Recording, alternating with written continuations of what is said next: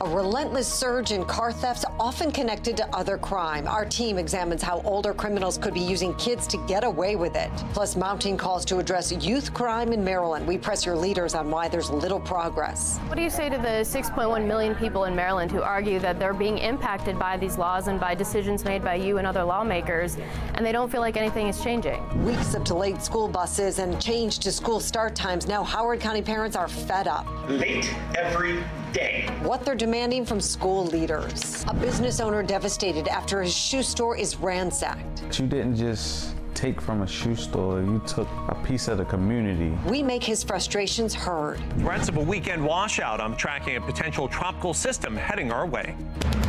Live from WBFF in Baltimore, this is Fox 45 News at 10. And good evening, everybody. I'm Mary Bubala. And I'm Kai Jackson. Tonight, more voices are putting Maryland's juvenile crime crisis into perspective. That's right. Parents and police arguing criminals use children because they know young people are less likely to be prosecuted. It's easier to have children sell drugs for you than you to get a charge yourself to sell drugs. They are choosing the kid under age 13 to be the driver. So we have 11-year-olds with no license, no training. Those voices far from the only ones sharing similar concerns about juvenile crime. But calls for change don't seem to be resonating in Annapolis. Tonight, we have team coverage as Mackenzie Frost presses Senate President Bill Ferguson on the state's juvenile justice plan. We begin with Jeff Abel and the Baltimore County Chief's comments on how criminals are using the youth crime laws as a workaround in their illegal activities. Jeff? You know, suddenly there is a growing number of car thieves in this state who are under the age of 13 and not available to be charged criminally. But one attorney tonight who's very familiar with the system and has worked in it for years insists the system, these new reform laws are not helping kids. They are hurting them. These kids are encouraged to go out here and wreak havoc. On talk radio, tempers were flaring over the thousands of cars already stolen and the dozens of politicians who are watching from a distance. He knows all this is wrong, and I don't know why he doesn't step up to the plate. Guess we will go ahead and get started now. Before the county council last night, County Police Chief Robert McCullough told council members that the auto theft rate is up 175% in Baltimore County compared to this time last year, and a growing number of thieves are under the age of 13 and cannot be criminally charged based on Maryland's new juvenile reform laws. They are choosing the kid under age 13 to be the driver.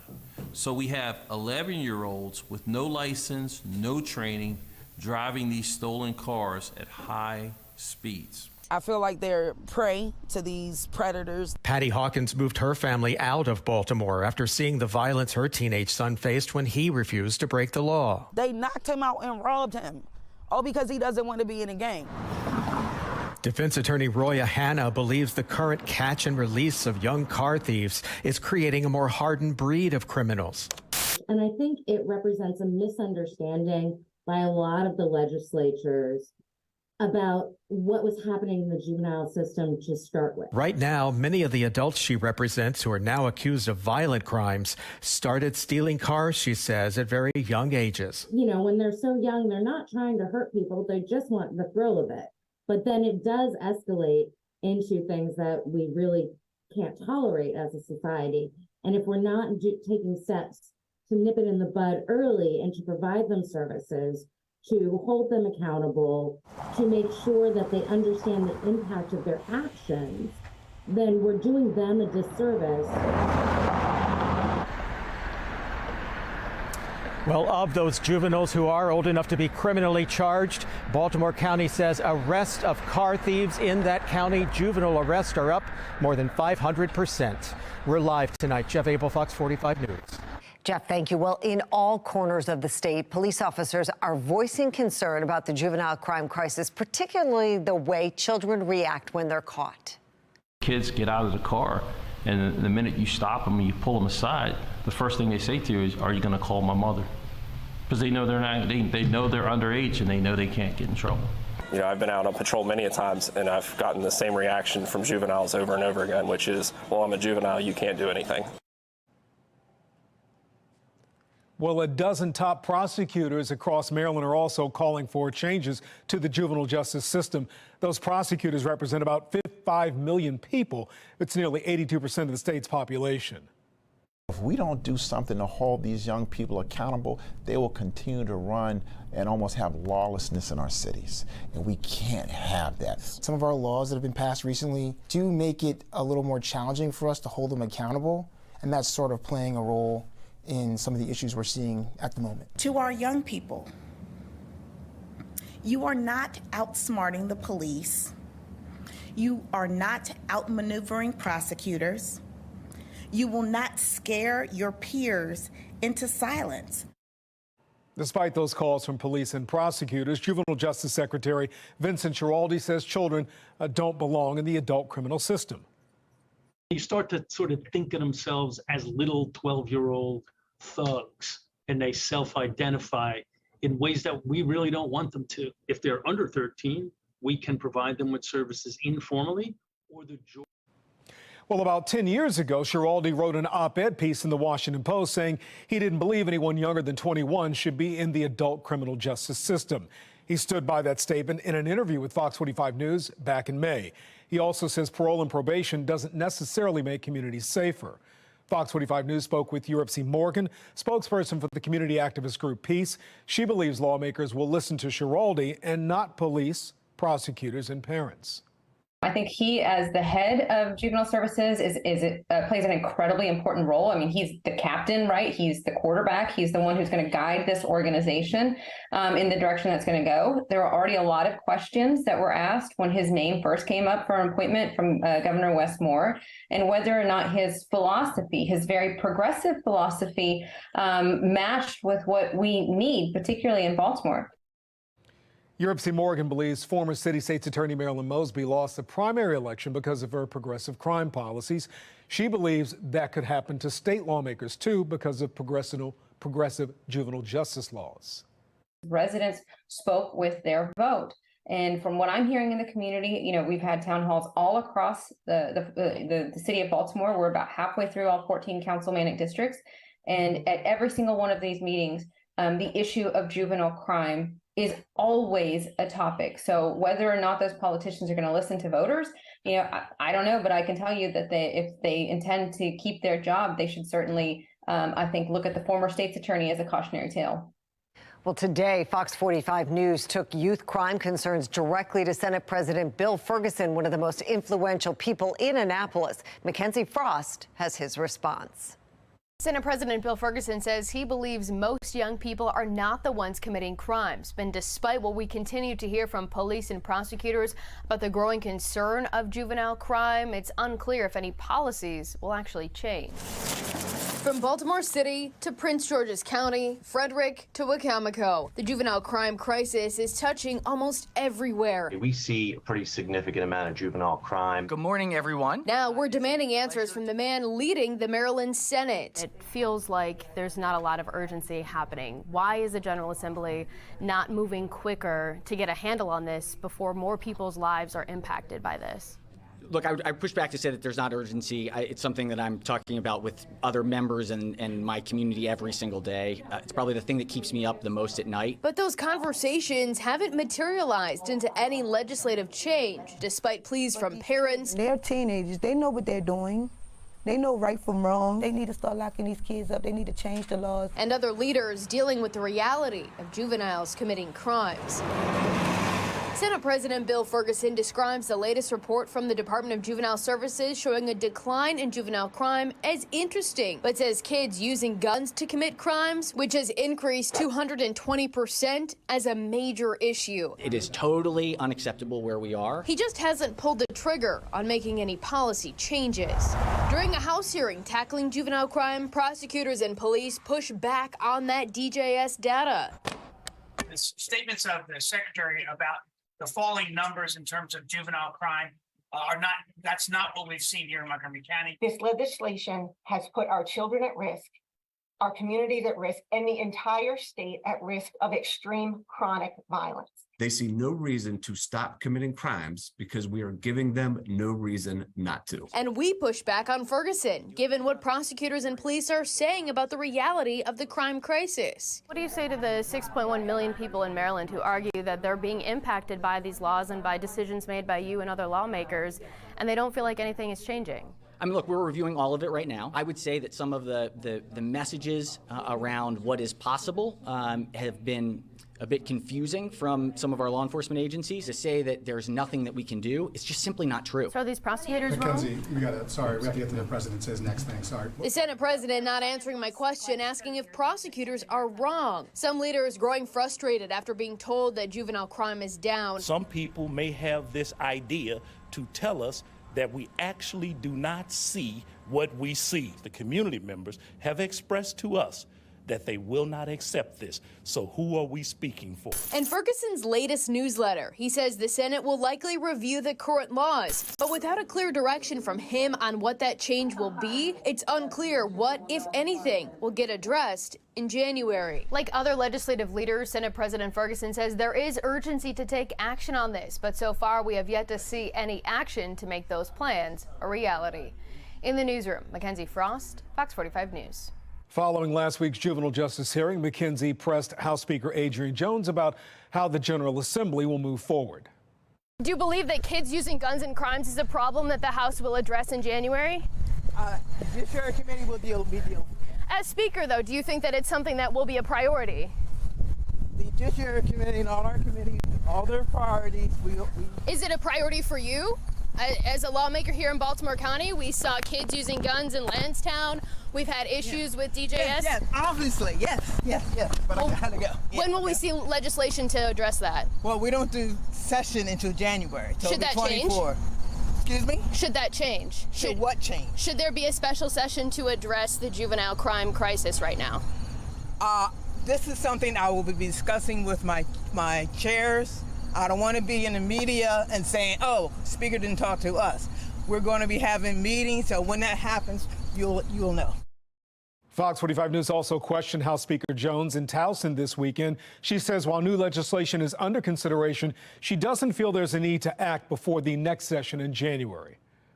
We'll be dealing with that when I talk with my judiciary chairman and also, all the other chairmen in terms of what we're going to be dealing with for the 24 session. We got plenty of time for that. There's no rush for that. I'd rather get it right and then just trying to estimate and tell you something. But no, I believe in doing things in decency and in order, and I'm going to stand with that. House Speaker Jones and Senate President Ferguson are two of the most powerful lawmakers in Annapolis. If you'd like them to talk about juvenile justice laws, we have their numbers and email addresses on the screen. To reach Speaker Jones, call 410-841-3800. For Senate President Ferguson, call 410-841-3600. And that brings us to our question of the day. Do you trust the state legislature to pass laws that protect your safety? So far, 91% of people who voted say no. You can make your voice heard right now at foxbaltimore.com/vote. Well, it is a cool and calm night in Baltimore, but we are keeping our eye on our next weather maker that could impact your weekend. Never too early to talk about the weekend. Let's check in with Chief Meteorologist Jonathan Myers for the latest. Jonathan? Yeah, you bet, Mary. Take a look now. Gorgeous clear skies, cool temperatures by morning. More of the same, actually, all the way through the end of the week. But then there is this. Take a look to the south. All the rain and thunderstorms around Miami. There's been severe weather. There's been flooding with this. It continues to move out over the warm Gulf Stream waters this week. And look at what could be happening here as we head towards the weekend.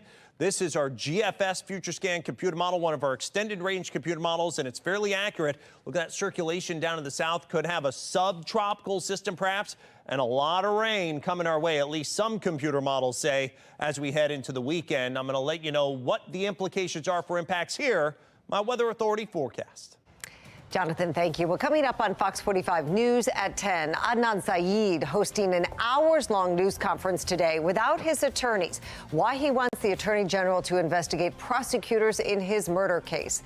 A local business owner says a group of thieves stole more than just shoes when they ransacked his store. How he says they destroyed decades of work in just minutes.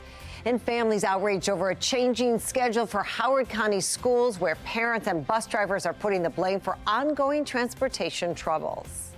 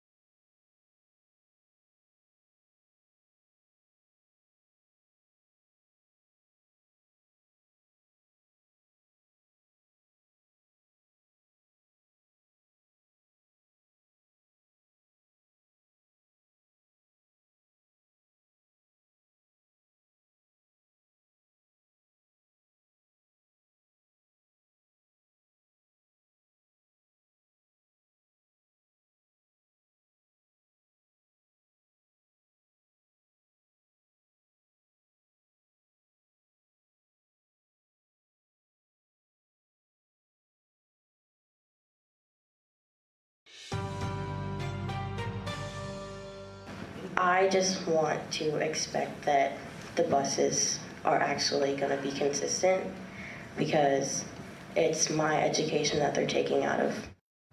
Frustration from parents and students in Howard County as new school start times will take effect tomorrow. The school system says those changes are necessary to address bus service. But as Fox 45's Rebecca Pryor reports, many people feel it's the bus company that needs to change. Yeah, at tonight's town hall, parents banding together with local bus drivers and bus contractors who claim the minor adjustments to school start times doesn't address the bigger issue. Tonight, Howard County parents pouring into a public library for a community-run town hall centered on what they're calling a school bus crisis. The first day was a disaster, and now we're in the 4th week of school, and we're still having a lot of problems. Nearly a month into the school year, buses still experiencing daily delays, sending students to school late. It's my education that they're taking out of. And busy parents scrambling. I can't tell you how many times I had to call my several jobs to let them know I'm going to be late. The district blaming busier bus routes, now buying drivers more time. Superintendent Dr. Michael Martirano using his authority to adjust start times 10 minutes earlier for some schools and others 5 to 10 minutes later. The solution couldn't wait. But the solution, by the district's own projections, still won't ensure all buses are on schedule, with 96% of morning buses expected to arrive on time and just 67% in the afternoon. Meanwhile, and I have been on time every day this year. One woman claiming to be a local bus driver says the only buses experiencing problems, those operated by Zoom Transportation, the California-based bus company just starting its 3-year, $81 million contract. At the start of school,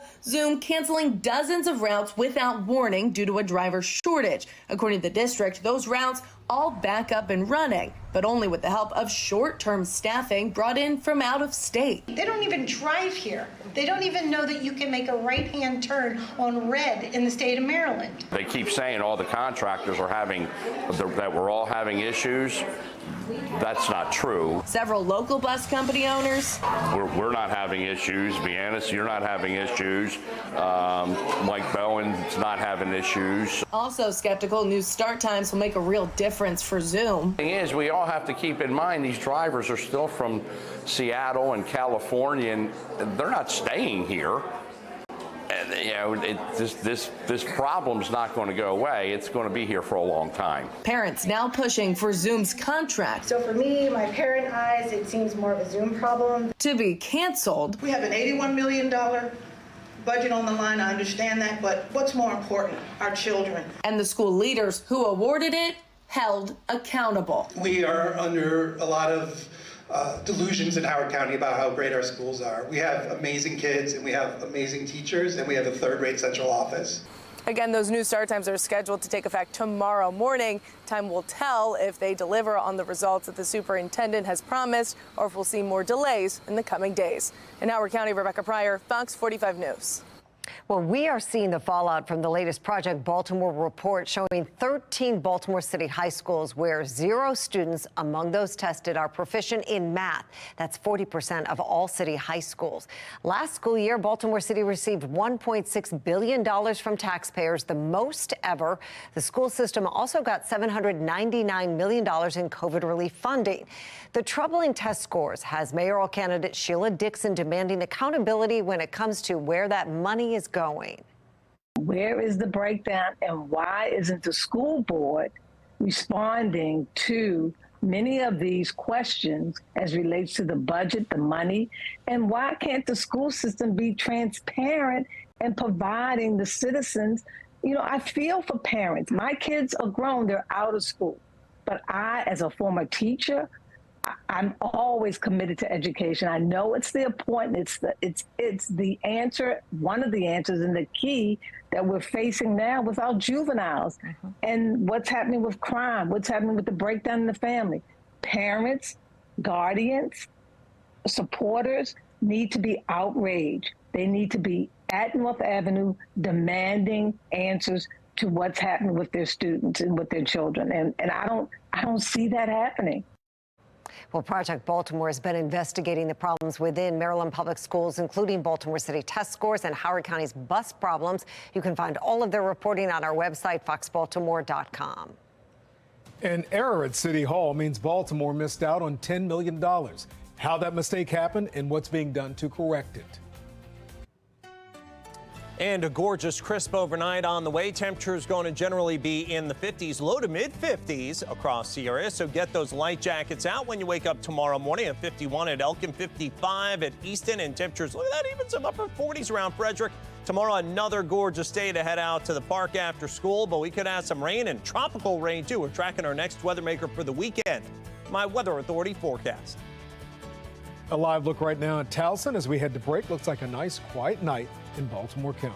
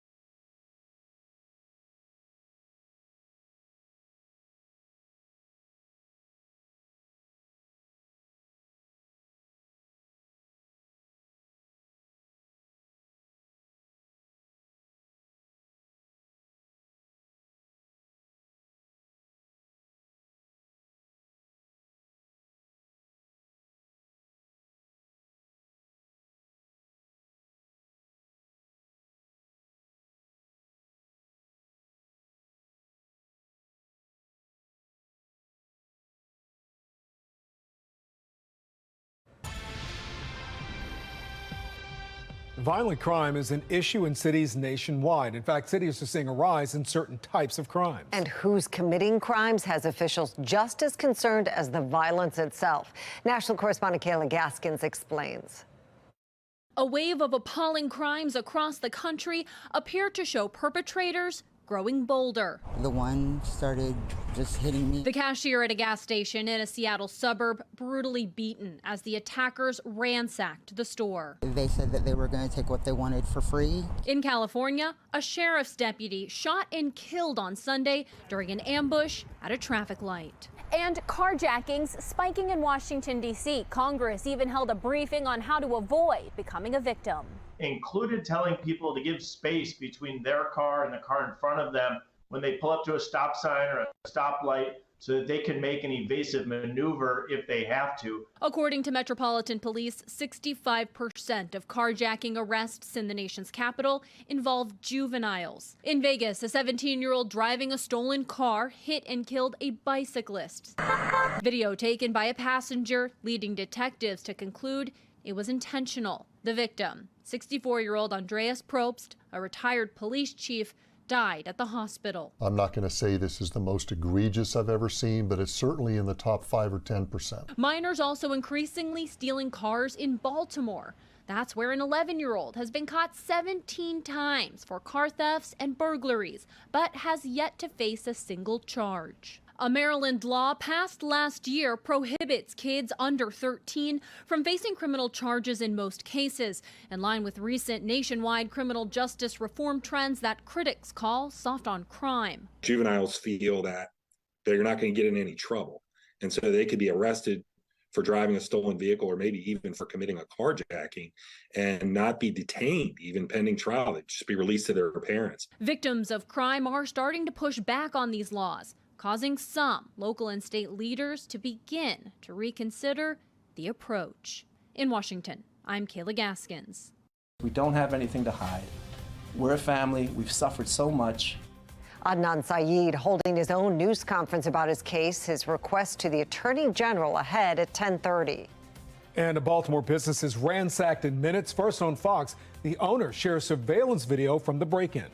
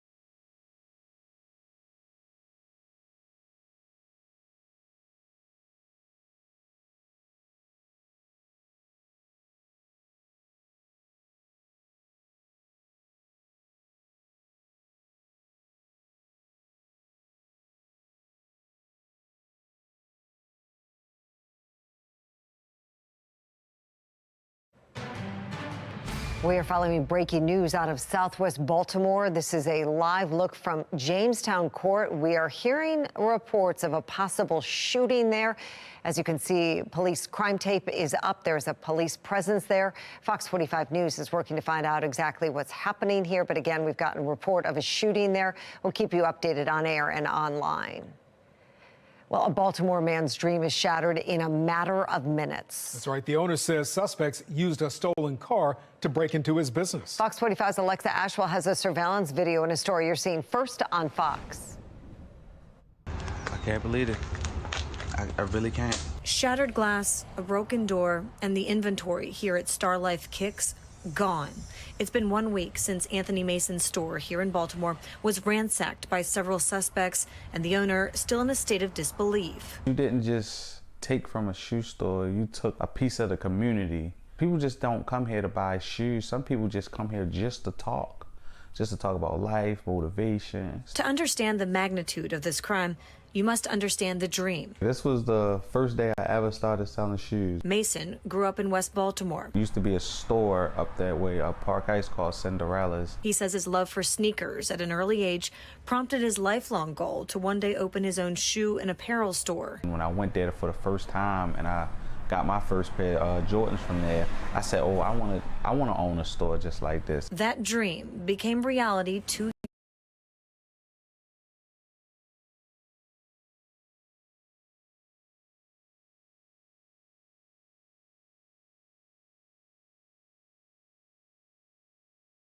years ago.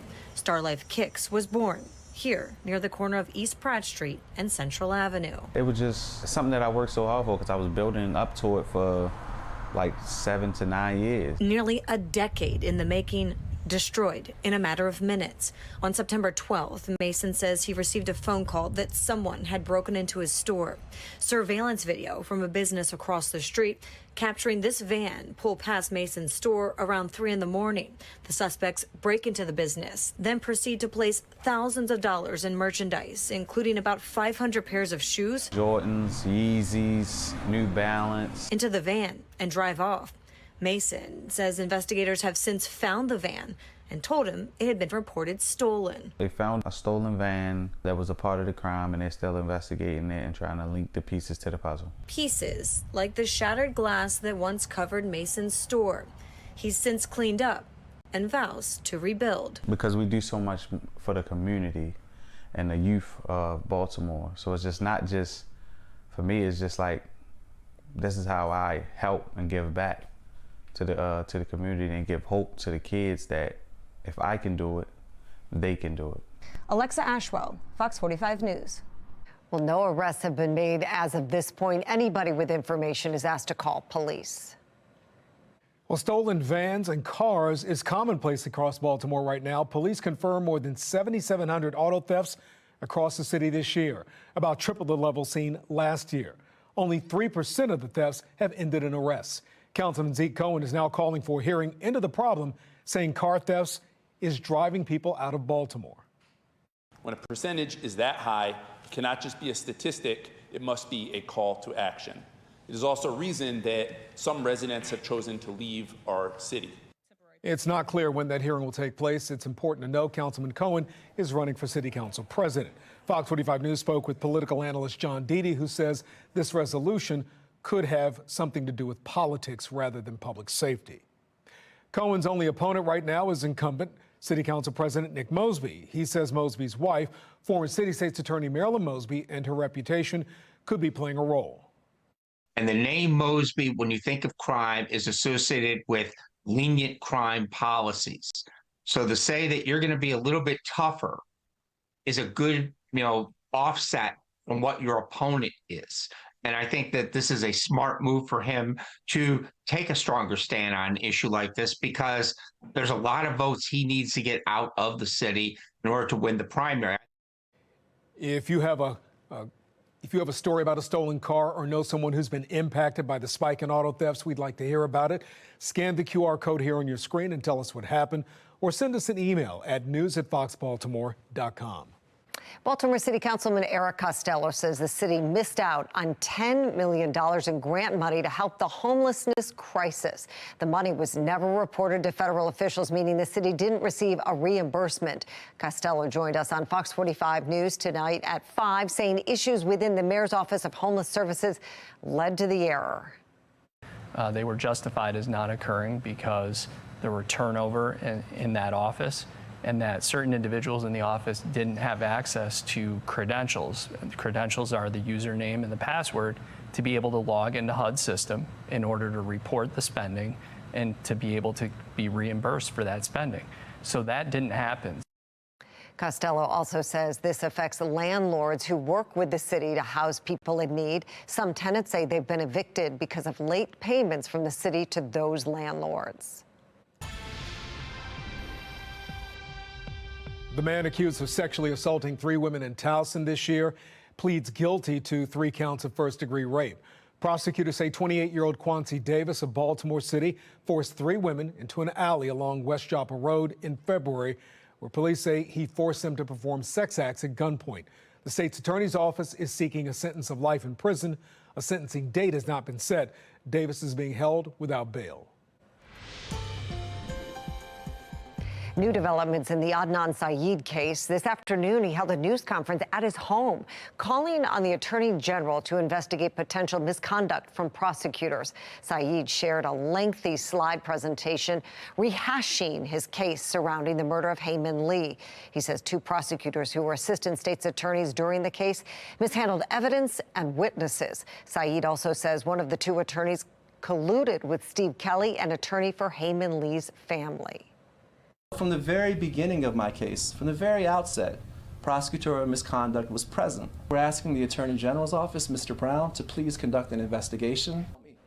As for why he held his own news conference today, Syed says he's been speaking through lawyers for the last 24 years, and he wanted to appeal directly to the Attorney General. Syed is expected to be back in court in just 2 weeks, appealing the decision to reinstate his conviction and sentence. Now, Maryland's Office of Public Defender declined to comment on Syed's press conference today. Attorneys for Hayman Lee's family also declined to comment. And so far, no public response from Attorney General Anthony Brown. Let's go live to Capitol Hill right now. This is the U.S. Capitol in Washington as Congress has less than 2 weeks to avoid a government shutdown. It all relates to the spending debate as the national debt now sits at an all-time high. Chief political correspondent Scott Thuman explains why many say it has gotten out of control. As the threat of a shutdown looms, nobody wins in a government shutdown. I mean, I'm really worried we can't get any budgets out. The worries over government spending also reaching a fevered pitch. On behalf of the American people, we know inflation is one of the top concerns. We have to rein in this reckless, out-of-control spending that we've seen under the Biden administration. A recent Treasury Department report shows the U.S. borrowed $1.5 trillion in the first 11 months of fiscal year 2023, meaning the country is on track to borrow twice as much as last year, according to the nonprofit Committee for a Responsible Federal Budget. In an interview for Full Measure, Committee President Maya McGuinness warned America's spending habits are dangerously going in the wrong direction. What may appear out of control is the national debt. How do we ever dig our way out of that? There are times it makes sense. When we are in an emergency, like COVID or a huge recession, we absolutely should borrow. There are times when it does not make sense, like the huge growth spurt we had before we went into COVID under President Trump, or the inflationary period we've been having since COVID under President Biden. And it's not hard to predict future problems. We have automatic growth in Social Security, Medicare, other healthcare programs, and now interest on the debt, which are leading to huge structural imbalances that are only going to grow going forward. But there's concern neither Democrats nor Republicans are willing to make the changes needed to stop this fiscal slide. If we don't get our act together, we will be a weaker country, and American families will pay a real price in terms of their economic security, their opportunities. The clock now ticking loudly, September 30th, fast approaching. In Washington, I'm Scott Thuman. Congressman Andy Harris, Maryland's lone GOP congressman, joined us on Fox 45 Morning News. He says government spending should be examined on an itemized basis, in his opinion, not all in one plan. That's the problem with Washington. They lump everything into one bill. In this case, the president wants disaster funding for Hawaii. He wants the Ukraine funding. He wants a continuing resolution. This is not the way we should do business. We have to control our spending. And yeah, we have a $32 trillion debt already, but adding $2 trillion in the deficit this year is not going to help it. That's certainly true. The Congress has until midnight next Saturday to either pass a budget or agree on a resolution. If not, the government will shut down. Taking a look now at the Fox box. Top left, House Republicans are pushing a plan to create stricter welfare requirements. They argue